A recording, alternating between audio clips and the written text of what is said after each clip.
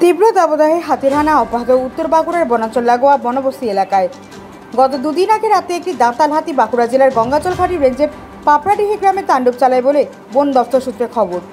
স্থানীয় সূত্রে জানা যায়, পাপড়াডিহি গ্রামের বাসিন্দা উজ্জ্বল ঘোষের বাড়িতে আচমকাই হামলা চালায় ওই হাতি, যার ফলে বাড়ির সামনের অংশ ভেঙে তছনছ হয়ে গিয়েছে।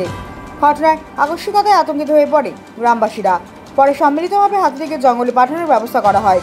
বন দফতরের পক্ষ থেকে জানা গিয়েছে, সরকারি নিয়ম অনুযায়ী ক্ষতিপূরণ দেওয়া হবে।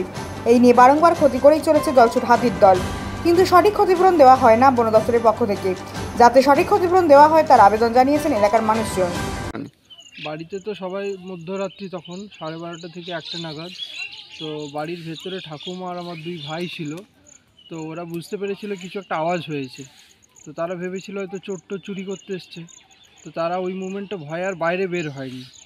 তারপরে সকালবেলা দেখে যে বাড়ির অর্ধেকটা ভেঙে দিয়েছে। ওখানে একটা মোটর বাইক ছিল, সেটাও অর্ধেক ভাঙা গেছে, এবং 4 বস্তা চাল ছিল, কিছু প্লাস্টিক চেয়ার ছিল, সেগুলো সব ক্ষয়ক্ষতি হয়েছে।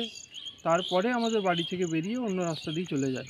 তো আমরাও সিচুয়েশন হয়েছে। আরেকজনের ঘরে তো আনুমানিক কটা হাতি ছিল? একটাই ছিল।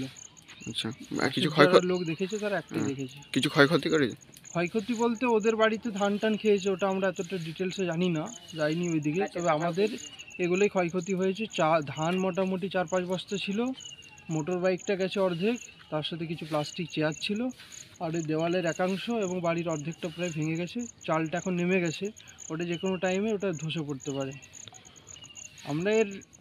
আমরা গরিব মানুষ। আমার কাকু শ্রী উজ্জ্বল ঘোষ, সে একজন শ্রমিক। তো এখন এটার যে ক্ষয়ক্ষতি হয়েছে সেটা যদি সরকার থেকে কিছু দেয় তাহলে আমরা কৃতার্থ হব। আর কি চাইবো আমরা সরকারের কাছ থেকে?